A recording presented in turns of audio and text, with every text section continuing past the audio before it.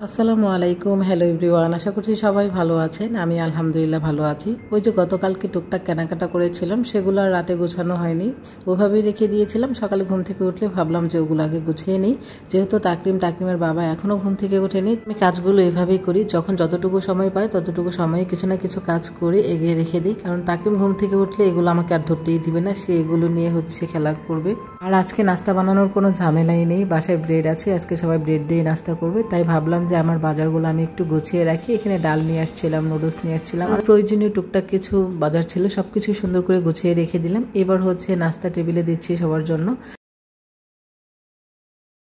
আজকে নাস্তা ছিল খুবই সিম্পল। বাসায় ব্রেড থাকলে সেদিন আমার আর টেনশন থাকে না, ব্রেড দিয়ে সবাই নাস্তাটা সেরে নেয়। তো আজকে নাস্তায় ছিল কলা, ব্রেড আর জেলি। তাকিম জেলি দিয়ে খেতে পছন্দ করে, আর সাথে ছিল ডিম। ডিমটা তাকিমের বাবা আর খায়নি, আর আমি আর তাকিম ডিমটা খেয়েছি। ওর বাবা বললো যে কলা আর ব্রেড খেয়ে নাকি ওর পেট ভরে গিয়েছে। তাকিমের বাবার অফিসের সময় হয়ে গিয়েছিল, ও চলে গিয়েছে। আমরা মা ছেলে দুইজনে বসে ধীরে সুস্থে নাস্তাটা শেষ করলাম। এবার সব কিছু গুছিয়ে থালাবাটি একদম ধুয়ে পরিষ্কার করে রেখে দেবো। আমি নাস্তা করার পরপরই আমার টেবিলটাকে আমি মুছে ফেলি। টেবিলের উপরে আমি এখনও কোনো কাবার ব্যবহার করিনি, তাই জন্য টেবিলটা সবসময় মুছে পরিষ্কার করে রাখতে হয়, তা না হলে টেবিলের উপরে দাগ বসে যায় আর দেখতে সেটা খুবই বিশ্রী লাগে।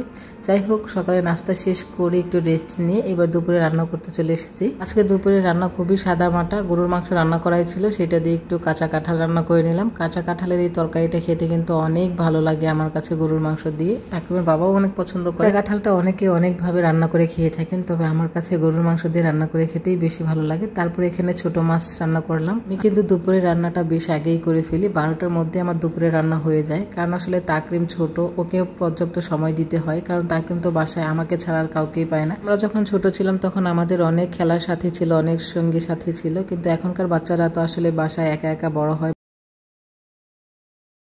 আমার মনে হয় আমাদের বাবা মাদেরই তাই যথেষ্ট সময় দিতে হবে সন্তানকে, নিজের কাজটা একটু কমিয়ে হলেও বাচ্চাকে সময় দেওয়া উচিত। আর এই সময় থেকে আপনি বাবা মা হিসেবে যখন বাচ্চার সাথে মিশবেন, খেলবেন, তখন বাচ্চা আপনাকেই অনুসরণ করবে। আপনি কিভাবে কোনটা করছেন, কি করছেন না করছেন, সবকিছু বাচ্চা কিন্তু আপনার অনুসরণই করবে। যাই হোক, অনেক কথা বলে ফেললাম। বাসায় কিছু আর্টিফিশিয়াল ফুল ছিল যেগুলো অনেক নোংরা হয়ে পড়েছিল, পরিষ্কার করি বলে আর করাই হচ্ছিল না। তো আজকে ভাবলাম যে কাজ যেহেতু আগে আগে সেরে ফেলেছে, এই ফুলগুলো পরিষ্কার করে নিই। আমি প্রথমে যে কাজটা করেছি, হালকা কুসুম গরম পানিতে আমি ভিম লিকুইডটা দিয়ে নিলাম। আপনারা চাইলে গুঁড়া সাবানও এখানে ব্যবহার করতে পারেন। দেওয়ার পর সবগুলো ফুল একটু একটু করে চুবিয়ে তারপর হাত দিয়ে ঘষে নিচ্ছিলাম। তারপরে এগুলোকে আবার নর্মাল পানি দিয়ে ক্লিন করেছি। আর ক্লিন করার পর দেখেন আমার ফুলগুলো কত সুন্দর ক্লিন হয়েছে।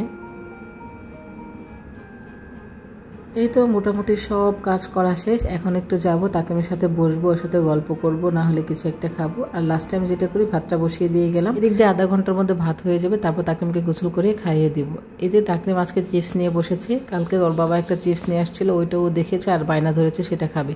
আমি ওর সাথে খাচ্ছিলাম যাতে ও কম খায়, আমি বেশি একটু খেয়ে ফেলতে পারি। বলে বাহিরের জিনিস, চিপস চকলেট বাচ্চাদের জন্য খুবই ক্ষতিকর, তারপরে বাচ্চারা মানতে চায় না, কেয়ার করার। যাই হোক, বিকেলে একটু রেস্ট নিচ্ছিলাম, সেই সময় দেখি তাকিমের বাবা মাছ নিয়ে আসছে। মাছগুলো এত টাটকা এবং তাজা ছিল, দেখেন কত সুন্দর লাফাচ্ছে, দেখেই ভালো লাগছিল। কিন্তু আসলে বিকেলবেলা মাছ নিয়ে আসলে একটু কষ্টই হয়ে যায়। ভাগ্যিস আমার খালা মাছগুলো কেটে দিয়েছিল। যাই হোক, আজকের ভিডিওটা এখানে শেষ করছি। সবাই ভালো থাকবেন, আল্লাহ হাফিজ।